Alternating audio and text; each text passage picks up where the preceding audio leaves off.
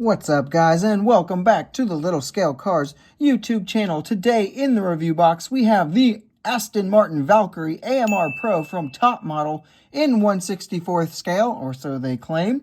So without any further ado, let's go ahead and take a closer look at this one and see if it is worth adding to your collection. So let's go ahead and get things started with our casting here. So taking a quick look at our proportions and everything, I am actually not too sure about this. This seems a little off in the proportions categories. I think our nose section here is a little bit too short. And then this main body section is a little bit too long. Let's go ahead and pop it in with the real life car so you can kind of get an idea of what I am talking about a little bit here. And just I don't know, up front especially, it's noticeable that the front nose doesn't it sits up a little too high. I think it's a little too rounded in shape. I don't know. It just doesn't look quite right to me. And then also, let me take this down here and kind of put in the real car. I think this section is just a little bit too long. Somewhere in here, they made it a little bit longer than it really should be. It's not horrendously far off, but it just looks ever so slightly off. And it's noticeable in the grand scheme of things for sure. Other than that, though, let's break the casting down. So what you're going to see painted here in that Aston Martin green, that is definitely all going to be metal, but almost everything else is going to be plastic. So mirrors are going to be plastic. You're going to have a plastic kind of window piece section, except for this very top glossy roof part. Engine cover is going to also be plastic, or metal, sorry. And then your shark fin, that is going to be plastic. Your rear wing back here, plastic. Your splitter up front, that is going to be plastic. And then the main base is also plastic. You can see it's very large, so there is a whole lot of plastic incorporated into this one. A heavy, heavy focus on the plastic.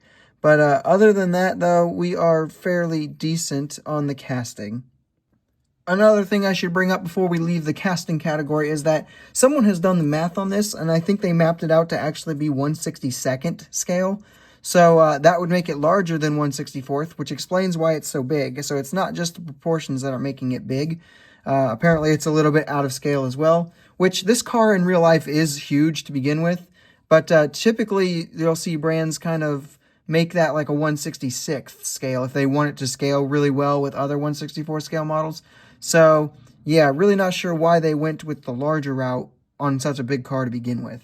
For our paint and deco, as of right now, this is the only one that we have. And you've got the real cool Aston Martin kind of almost a metal flake green there with the kind of lime electric green accents. And then you've got a lot of carbon fiber looking accents going along as well that kind of have this nice clear coat over them. So it really looks very nice.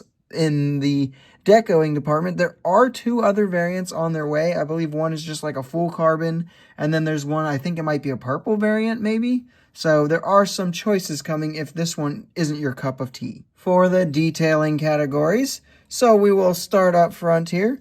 We do have two little plastic inserts for our headlights, which is always good to see. We have a little Aston Martin logo right here. We have this little pimple thingy. I'm not sure if that's a QC error or if that's actually supposed to be there and it's a teeny tiny little detail. Maybe you guys can tell me. We do have a windshield wiper and it is very much fragile, so I wouldn't mess with it too much. All of this intricately kind of sculpted into the plastic there. Very, very nice on the looks. Coming down the sides here, we do have accurate wheels, and they do have little brake discs behind there. Kind of hard to tell with the wheels if there are any calipers. But the brake disc, or the wheels actually have a carbon fiber print on them as well, which looks cool. The mirrors do have a little reflective sticker on them to give them that actual mirror look, which is nice. Tires do have the actual Michelin printing on them, which is cool.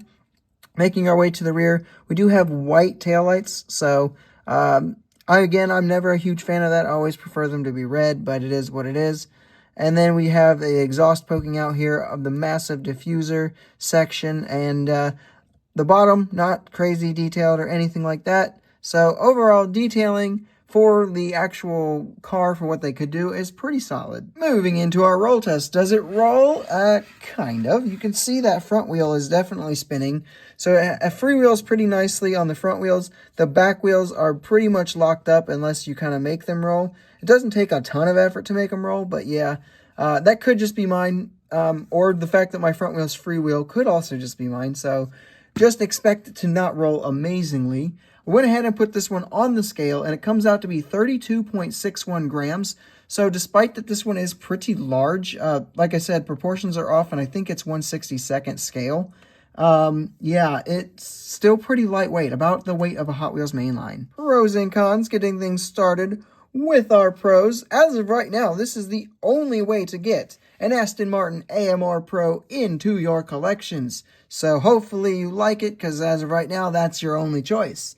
The other big pro is going to be the carbon details. I think that those look really good, especially on this little section here. Looks really cool. I like it up front on the splitter as well. It looks good. There's even some attempt to kind of incorporate it into the kind of skirt or floor section there, even though it's plastic. So very cool on the carbon details.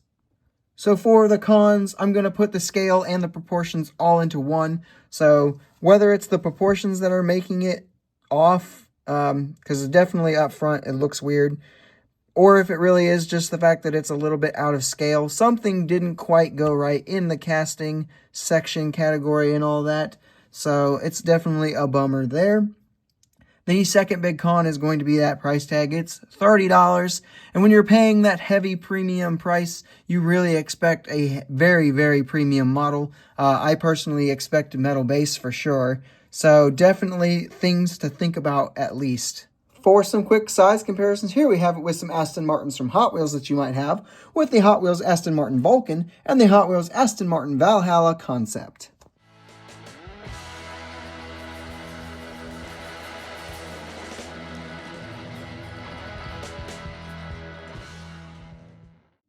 And here we have it with some non-AMR Pro Valkyries, with the Mini GT over there on the left, and the poster cars on the right.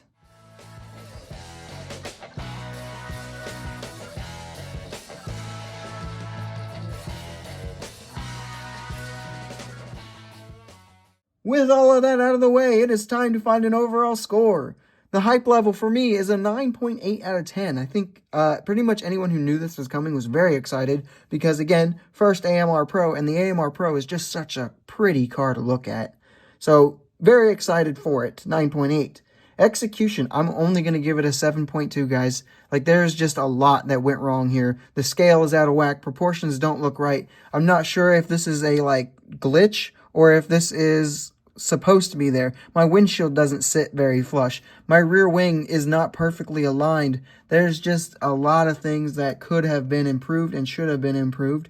7.2 out of that on the execution. Feedback, I can only give it an 8.5 because a lot of people have had a lot of complaints about it as well. I've seen people are either loving it or hating it. People are absolutely in love with it, or they are not okay with the incorrect scaling as well. Yeah, it's a mixed bag, so I'm going to give it an 8.5. When we take these three scores and add them up, we will end up with an overall score of 8.5 out of 10, which I personally feel is a little bit high. I want to give it, personally, a 7.8. Whatever, though. Probably a little overrated final score, in my own opinion. I'm personally just not happy with how this one came out overall. I would really love it if, a Mini GT or somebody else tackled this car and really gave us a good one. Yeah, there's just a ton of brands that I would love to see this one from. If this one does look good to you and you don't mind that $30 price point, I'd say go ahead and pick this one up. There is 2 more decos coming out that maybe you'll love as well. But if you're a hardcore 1/64 scale collector, I don't think this one's going to sit all that nicely in your collection. And with that, guys, that'll wrap up this review. That is all I have for you. I hope you have enjoyed it. If you did, make sure you leave a like, subscribe if you are new, and make sure to leave a comment down below telling me what your thoughts are on this particular model, and I will see you in the next video.